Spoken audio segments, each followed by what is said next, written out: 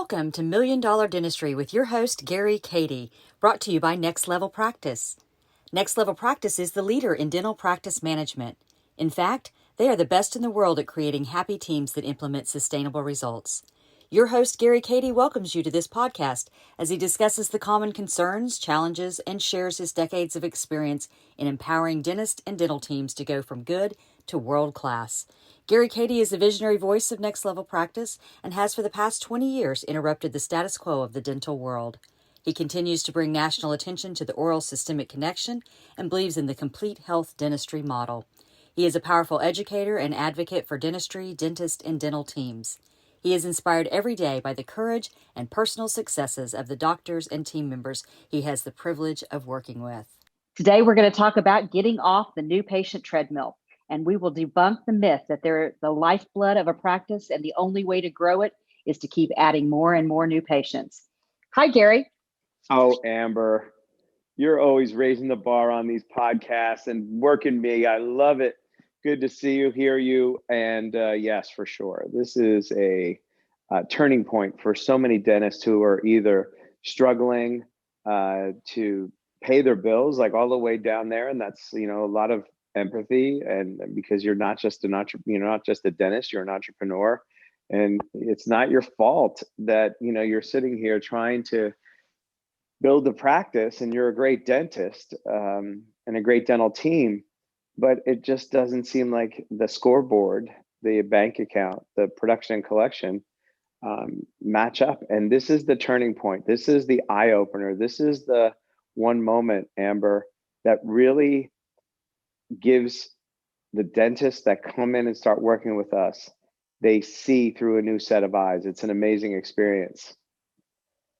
Yeah, that's what really was amazing to me, because it opened my eyes when I read the book, and that idea that shiny new patient is possibly, not exactly what people think that it takes to grow. And so, actually it's maybe the opposite if you keep adding new patients and losing the ones that you had. So the belief that you have to have a large influx of new patients is a prime example of what we're talking about in our last episode when we talked about that survival mindset. When you transform into a caring mindset, you have a new understanding and a way of being around the need for new patients. Do you think that's correct? Well, no doubt. And this was a defaulted strategy that happened over years, and it's sourced in one place. When was the last time you bought something that you didn't think you needed, was going to cost you thousands of dollars, may hurt you, and take time out of your day? That question was really the basis for this conversation, because what was happening was everybody was living for the new patient, the new blood, if you will, the new person that had hope that if I said something to that person, they would accept treatment. And what doctors were not understanding is the entrepreneurial way to build the business is three particular ways. One is to have them purchase whatever is needed and wanted throughout the year. So in this case, a dentist would have them purchase, the case acceptance needs to be addressed, because if you don't have a systematic process for that, and if you're just throwing a bunch of problems at people, they don't want to buy problems that they don't think they have a problem for. They're asymptomatic, and therefore they don't accept treatment. And then you have to just throw more people at the problem. But if you stop and step back and go inside your practice and work on converting the case, converting what's needed and wanted from the patient, there's tons of dentistry out there. The only problem is it's the disease is living in a patient's mouth, not being corrected in the dentist's chair. And so that's number one. And then, oh my gosh, I had a big aha moment. The patients were coming in the front door, because I had a marketing company before we really took on creating happy teams that implement sustainable results, really working inside the practice. I was externally bringing new patients in. And I I'll never forget it. Here I was, Amber, in North County, San Diego, Dr. Damasio. And I brought him 100 patients that month. He paid me $400, $4 a patient, cost of acquisition. That is the lowest on the planet. And he told me, he said, Gary, you know, yeah, they came in, but when they were there, they didn't invest in anything, and then they never came back. So that made it very costly because there was no return on investment. And so I quickly learned that what dentists really needed was a retention system, a case acceptance system, and then tertiary, a new patient system that kept that new patient for a life. And so that's really where, when you begin to look at the 3 ways to build a practice, they become exponential, and you don't have to rely on the most expensive, least effective way of building a business, which is new patient acquisition. So you're saying that to really focus on that care system, which is case acceptance, retention, and then the experience of the new patient. So in that experience part, in your book, you kind of mentioned the Ritz-Carlton effect. What did you mean by that? Yeah, the practice sells they have to understand their position, and I call it the QSP triangle. If you look at a triangle, there's a Q at the top, quality, S left, on the right, price. You can only offer 2 of 3. So most dentists are trying to be all things to all people, Amber, right? Mm-hmm. So I just want to highlight, here's the best example I can give you. Banana Republic, The Gap, Old Navy, all owned by the same company, 3 different positions. Quality and service, Banana Republic, high quality, high service, match the colors, walk you up to the desk, fold up everything neatly.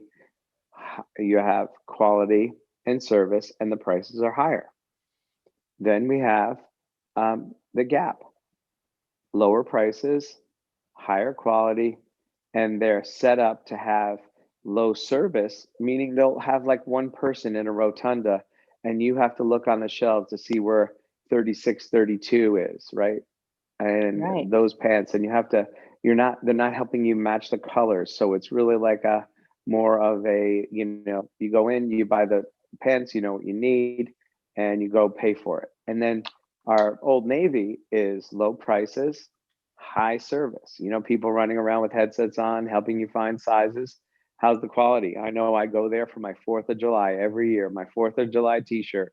And on the 6th of July, because I washed it on the 5th, I'm throwing that t-shirt away. But I paid $5.99 for it. And Brittany walked me over to find my extra large shirt. That's service and price. So you have to own your position. And once you own your position, I suggest private practitioners take a quality and service position.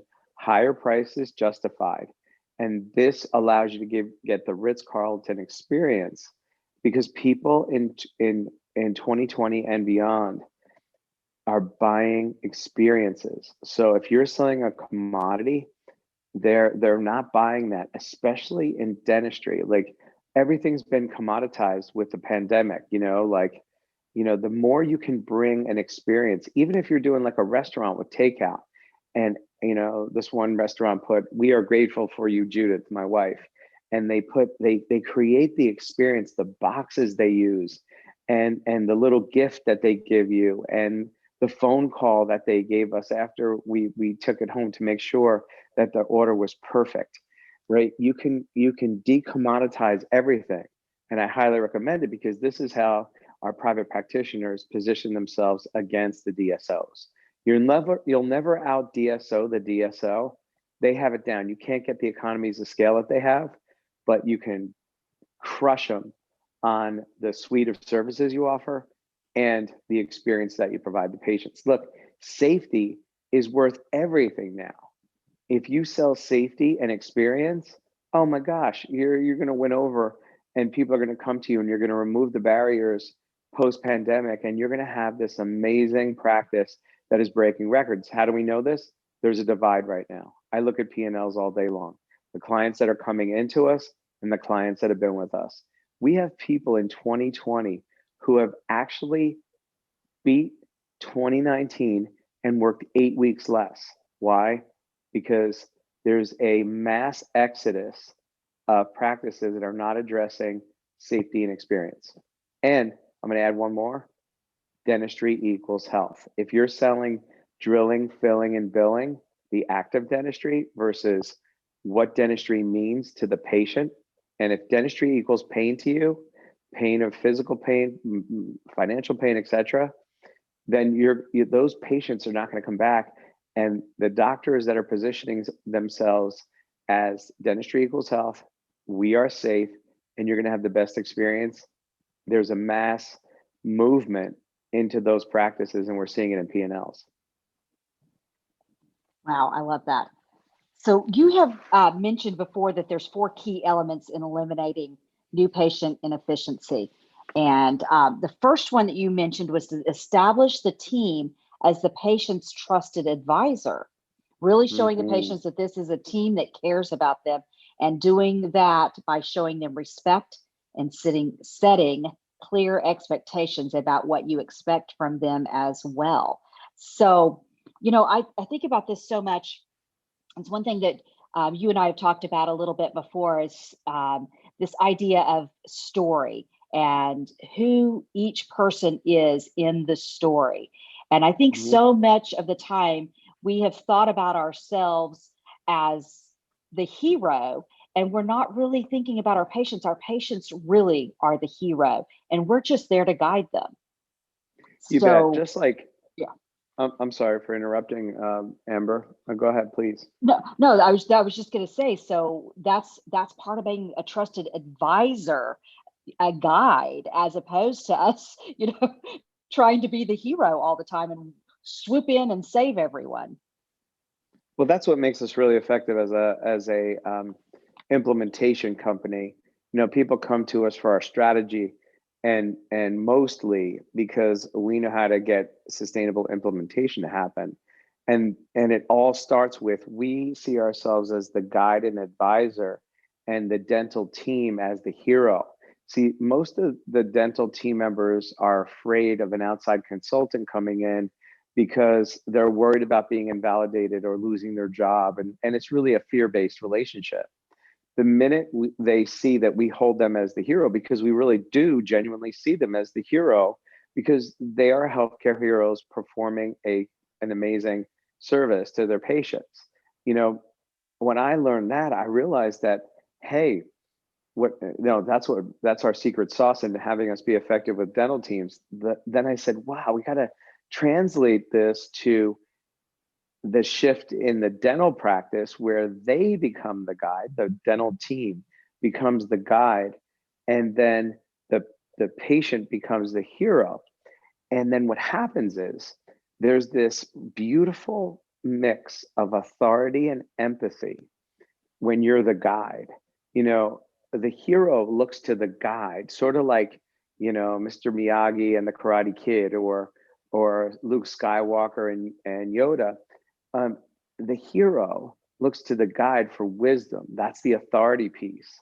And for those dental practices that have a real hard time getting their patients to listen to them, this is one of the secrets of having that happen, is really where you elevate the patient as the hero, and then you position yourself as the guide. And there's a 4-step process inside of that as well. Everything we do has steps. So it's like really positioning yourself as the guide so the patient knows the role. One of the things we've learned is we're seeing a lot of dental teams being the hero, and there's no room for 2 heroes. That's why the position has to be this guide hero relationship. And it starts creating a living for the practitioner in a way that honors them, and the patient then trusts through the balance of authority and empathy. And now all of a sudden there's a game changer. Now you have to have a patient education system in place to become the authority. And that's the second thing that's usually missing, is there's no real simple, understandable terms that the advisor is giving the patient, if you will. So this really changes everything. this really increases case acceptance just by this one distinction. And it also affects retention, because now it's not just a cleaning that you're coming in for. Because they trusted your word, you are the authority. You've given them examples of the oral systemic connection and the science behind taking care of the mouth and its impact on the body. Now all of a sudden there's a new world and a new relationship to that. The mouth, the health of the mouth matters, that patient matters, and that dental visit really matters. I love that. And then that goes into our second one, where we're talking about that the team needs to be aware of the patient's personal motivating values. The core piece of information here is if we don't speak in a way that the patient can hear us, then it will be hit or miss on whether they receive the education and the good that we're trying to instill, or even, whether they're going to trust us, because it's, they know we care if we're speaking to them in a way that they can hear. Well, this is true for like business owners and their teams, or dads with their kids, or moms with their kids, or this is true for dental team members and their patients. One of the things that's really going on in 2020 and and beyond is really attracting good team members, right? And if you start packaging your practice as a product that the team member buys, and it's not exchanging time for a paycheck, but actually you're transforming the team member's life. Their life becomes dramatically better, and then they bring that home. Not only will you attract a talent, you'll retain it. And that's one example of really getting in the values of what's motivating a team. I'll give you an example. One of our team members, Kelly, she wanted to buy a condo, and I organized how she makes money and everything, and helped her learn how to buy a condo. And she bought a condo this year. Last year she bought a beautiful Jaguar that she wanted. And so she sees me as her partner in helping her get more of what she wants and less of what she doesn't. So I'll give you that example. First, I always talk about the internal customer, which is your team, and the external customer, which is your patient. And when you can, do that first with your team, then they experience it, and then they can give it away to their patients. You can't give away something you don't have for yourself. So the more you get in the world of people, the people that your internal customer, they then give it away to your external customer. Let me give you an example. Like, so often we look at every patient as just a person who comes in. They might have a family, they have these things, but we don't look at the backdrop of their life. And we typically look at like what they're saying to us, what's coming out of their mouth. See, we teach dental teams how to get behind what's coming out of their mouth. Who is saying what is being said? And what do they really want? What are they motivated by? Or better said, what are they motivated to avoid? And what are they motivated to get? See, people move away from pain and move toward pleasure. And if you can get inside the world of the patient and get out of your own world and be 100% in the world of the soul, of the body, you get in the other person's world. Your speaking becomes the empathy that you have for the person that you're modeling in their world, and it creates this amazing automaticity for what needs to be said. So we don't believe in scripts, because scripts dishonor the listener. You're saying the same thing over and over, and not everybody buys for the same reason. The other thing here is that I can't motivate people. All I can do is find out what they're motivated by and speak to that. And when you can combine and get to the root of why somebody's buying, whether they want it, it's the internal emotional reason why they're buying. So often when people say, "Oh, I don't have money," that's not why they're buying. Or, if they come in and they go, "Oh, well, I have a toothache." Well, there's something symptomatic external that they can ask for. But 95% of dentistry is asymptomatic. So you have to get into the emotional psyche of the individual. And when you can speak to that, we're selling $10,000 airway cases, $6,000 Invisalign, $800 Perio Protect, soft tissue care, take home soft tissue care. You are not closing those cases if you are selling them as a commodity. You're just not, because they're buying it for some emotional reason, the hole that which they're looking to fill, which is being related, feeling loved, being respected, um, living a longer life so they can see their son graduate high school, go to college, get married, have kids, longevity. These are the reasons, the internal emotional reasons why people buy. And when you can tap into that and tie the dentistry to it, your case acceptance is going to go through the roof, especially those larger cases. I love that. I also like that the third one that we talk about is that knowing the patient's fears and concerns. And that's overlooked sometimes when we're focusing on their personal motivators. So you have to overcome those as well, because again, people don't buy that external, they buy internal. And so, there are some people going to buy external. Of course, we do know that. But for the most part, people are buying just what you were talking about from that internal place. They buy for their internal problem and not their external.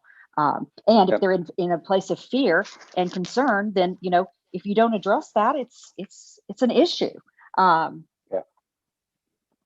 And that's going to leave you, really vulnerable to cancellations and also to refusing treatment. Absolutely. There's three primary, money, time, and pain.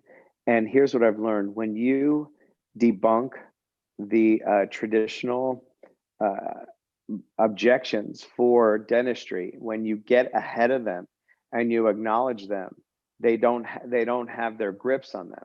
And largely the reason why people say, do whatever my insurance covers and I don't have the money for that, is because you didn't handle the other side, which is, why should I buy this? Is this valuable to me? You haven't tied it to solving the internal problem. And if there's no symptoms present, the cost is higher than a solution to a problem that they don't think they even have the problem to begin with. Very true. So then they throw the one that they know that you'll go away on, because people are dealing with their own money issues, and you buy into it versus being a stand for the patient. It's funny because I have a practice in New York City that charges $3,500 for a crown, and we have a practice in Pennsylvania that charges $600 for a crown. And so it's the mentality of, and the position and all the things we're talking about here, why somebody can charge 35 for the same crown that they charge 600 for. So the game here is very simple. You can really get ahead. Like you can have, that's the empathy piece when you're the advisor. I know you're going through a challenging time, and I'm going to help you fit this treatment into your lifestyle, so you can have it all. You can have your budget be taken care of, your investment for this. And then we can also do it in a way that won't affect your lifestyle. Do you see how I just beautifully just acknowledged it and then move them through that space? Or I know you in the past, you've expressed your concern and issue around your fears of dentistry. I want you to know that Dr. Rosenfinger that's why his last name is Rosenfinger, because he has hands of butter. I'm glad you're laughing at my dad jokes today, Amber. I always laugh at your dad jokes. You have a few of them too. So. And our doctor has hands of butter. They just melt in your mouth, and you won't even know. He has this beautiful technique of numbing you, and you won't even feel. You won't maybe feel like a tiny bit of pressure, but it's just so. He's a maestro with creating this beautiful symphony of calm and peace for you. And again, I just made all this up right now, right? But hands of butter, symphony of peace.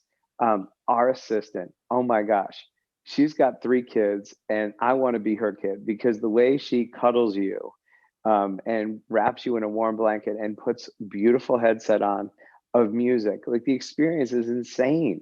And Hmm. our patients report that they felt like they were at a spa, not a dental practice. And I want you to know that that's what we do for our patients, especially those like yourself that had bad experiences in the past. And we just really make sure we take care of you in that way. So I just want you to know you're in great hands. And when you say, hey, you don't have to worry about that, they go, yes, I do. Don't tell me to worry about that. You acknowledge it, and then you say how you're going to address it. And that's the way we handle these objections way before they even happen. So you create the value, you debunk the typical objections, and now it's just a straight path to putting the patient in your chair and getting them taken care of. Most definitely. And that does, eliminate the vulnerability to the cancellations, and the Right. refusing. I love Yeah. that. So one of the fourth thing that you mentioned in your book, is that you should educate the patient on how to participate in your practice. You mentioned two different types of patients here: the coachable ones, or as we could say, the honest, open, and willing ones, or the ones that are going to suck the life right out of you and the team. I Yep. assume a lot in that second category get screened out if the team is doing a proper VIP intake, um, and initial interview. But there's going to be a few of those that slip through, or maybe have been there a long time and are not. Um, is there ever a time when you have to say, maybe this patient isn't right for my practice anymore? Yeah, the elements of play here are a few. First is, you might wake up all of a sudden and go, I'm not standing for this BS anymore. I am done with it. And then you have a bunch of people that you've trained to be that's okay how you've been operating. So you have to address them as they come through hygiene. So there's that strategy of, the existing patients, and then you have to have a training system for your new patients. So that's step number one. Step number two is like every upset or inefficiency in a dental practice between team members and team members, doctor and team members, or dental team and patients are rooted in one of two areas. There's either a missing agreement or a broken agreement. So we operate practices by agreement. This is our secret sauce, so 1/7 of our secret sauce, called managing by agreement. So the first thing you have to do is set a standard by which you're going to operate inside of. Let's just call it that you're going to see people on time and release people on time. And if you don't, you're going to acknowledge the person and saying, I didn't, we promised this time, it's going to be this time. We want to acknowledge that we didn't keep our promise here. And when you get all the way down to that, that's how you build trust between you and your team, you and your patients. Because one of the things we do is we charge our doctors $100 a minute when they're late. And because a lot of doctors who don't understand the concept of lateness, tardiness in appointments or showing up for the morning huddle, if they don't operate that way, what happens is it gives permission for the team to do that. When it goes to implementation, they don't keep their agreements. And then it trickles all the way down to the patient. They don't show up in time for their appointments. It's the law of the universe. When you don't, it's really the definition of leadership. You go first. If you don't operate in a certain way, what happens is, let's say being on time, you're gonna be okay with people that are not on time. Or if you don't pay your own bills, um, and not having money is not an excuse for that. You can keep your integrity in by saying, I can't pay this, but I'm going to pay this. And at a certain time, when you operate from agreements, people either line up or they go away. And when you cleanse your space, all the things that provide stress for you, cash flow issues, broken and canceled appointments, all those symptomatic things are rooted in agreements. And there's either a broken agreement or a missing agreement. And the broken agreement is we've agreed to be on ready to go in the huddle at 8, and the doctor shows up at 8:10 or doesn't show or whatever it is. Or you're not paying your bills on time, whatever it is. That manifests itself, and it allows the people with the same kind of integrity as you to be in your space. So you have to first establish what you're going to operate from. Then you're going to say, this is going to be our standard. Then people are going to push back and then say, yes, we want to acknowledge the past. We've operated that way, and now we're operating this way. It's so that we can honor your time and our time. And we acknowledged our past breaks in that, and now we're standing for a new world. And we would like we want to invite you to come on board, new grandfather people. For the existing people, you give them a chance to get on board. And we have an aid system, which is when somebody breaks an appointment. It's a very simple system. AIDS stands for, I asked you to be on time for the first time. Do you remember we talked about that? I asked you and you forgot. It's okay. I insist. Hey, last time we talked, hey, you said you're going to be on time. And then D is demand, like, okay, we're at the third strike. Can you make it fun? We're at the third strike here, Mr. Late finger. And then, and then it goes up and on. So I can go on for that. But this is how we get implementation to a team that wasn't implementing. We bring them on board. We establish the new benchmark. We put a line in the sand. We invite them to play on the new team. And then we give them a chance to line up through the aid system. Perfect. I love that. So one other thing I want to, before we close out today's episode, I want to talk about the concept of limiting new patients if the practice is fully diagnosing.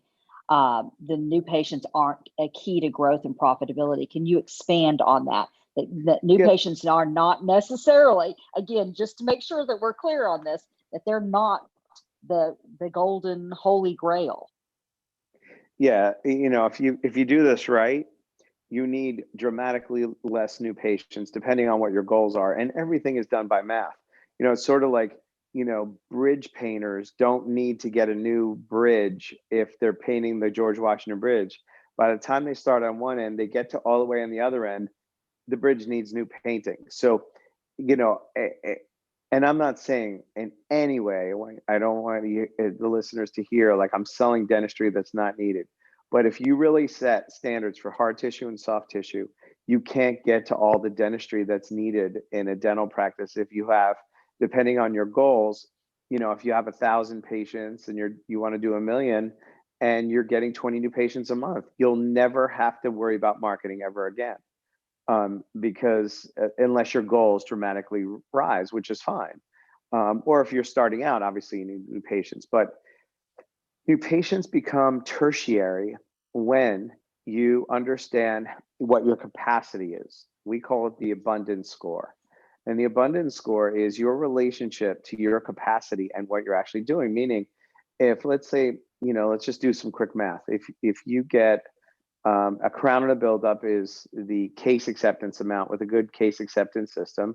Let's call it 800 on average nationally and 200 for the buildup, $1,000, and then 2 prophies, 2 exams, a set of bite wings. That's your retention.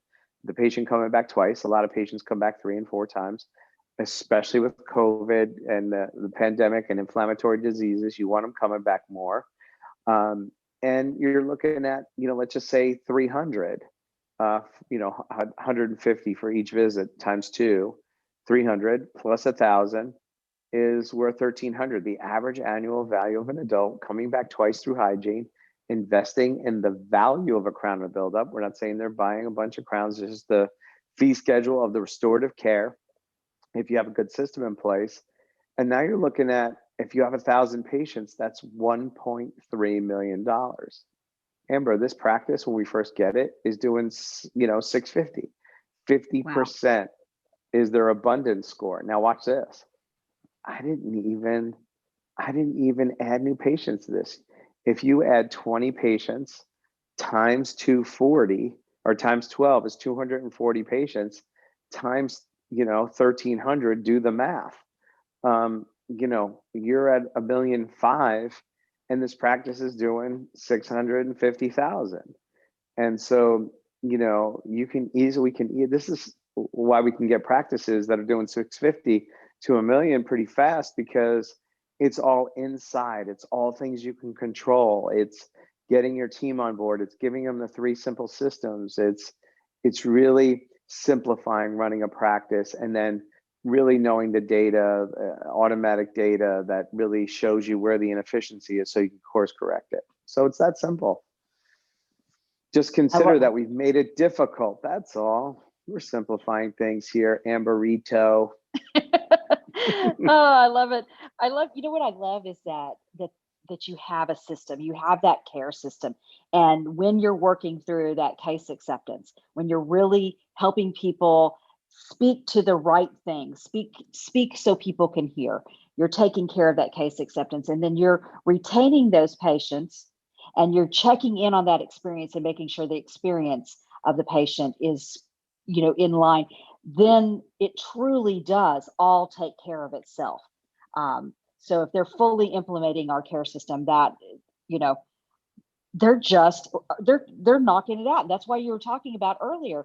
The reason our practices are really doing phenomenal in 2020, in spite of everything that's happened, is because they have this care system and they have it down and they're practicing it. I love that. You bet. Hey, here's the thing. I'll close on this note. You're not your circumstances. In my book, Bounce Back from Anything, there's the dirty dozen in dentistry of things that happen to this, each of the 6,000 dentists that I've worked with. There's 12 things that dentists have to bounce back from. And here's what I've learned. Any dentist who's totally committed to produce a result, as long as they bring 100% commitment to addressing whatever it is, that every single time they've gotten past it, we walk them through the fire onto the other side and put solid footing underneath them so that they can march forward. Circumstances are necessary because they give you where the weakness lies in your business. I've been through 9/11, I've been through the crash of 2008, and then walked practices straight through the pandemic to the other side. And what I learned is, and then my own personal issues of alcoholism, autism, and workaholism, after every crisis or during the crisis, it unveils the weakness that you have to put into your business, that when it's in, you can walk through anything simpler, easier, and faster. A crisis unveils the weakness that you need to address. Otherwise, you wouldn't see it. You'd be blind to it. And the problem with dentistry is people are successful in spite of themselves because you can make a lot of mistakes and still do well. And not bad or wrong mistakes, if you understand. It's just that the fundamentals of people and business, when not put in place, will show some vulnerability and block the blessing of running a successful, thriving, abundant practice. Thank you, Gary. This has been a great conversation, and I'm looking forward. Our next episode, we're going to talk about attaining the next level in your practice. Oh, yeah. The next level of next level, baby. There you have you a go. Great one, Ambi. I just called you Ambi. Oh, my gosh. I have all kinds of different, it's really funny. I laugh about it because people like to call me several different things. Kimberly is one of them. I don't know why. And Autumn. And then Amber Eloise, that's my middle name anyway. So we could just combine those. That's fine. So. Oh my God. My mind's going crazy right now, Amber. I could be giving you all kinds of stuff with this Ambi thing. But we'll leave it at Ambi, and you can use your creative, funny mind there we go. to see what that picture is. So Ambi, I thank you for your partnership. Have a great one, and I'll see you when I see you. Thank you for listening to Million Dollar Dentistry with Gary Cady. This podcast is brought to you by Next Level Practice. Next Level Practice is the leader in dental practice management. In fact, they're the best in the world at creating happy teams that implement sustainable results. If you would like a copy of Million Dollar Dentistry, please contact Amber Keithley at Next Level Practice. You may call us at 212-388-1712, extension 119, or go to nextlevelpractice.com/podcast and request a copy in our Ask a Question box. We look forward to brightening your smile.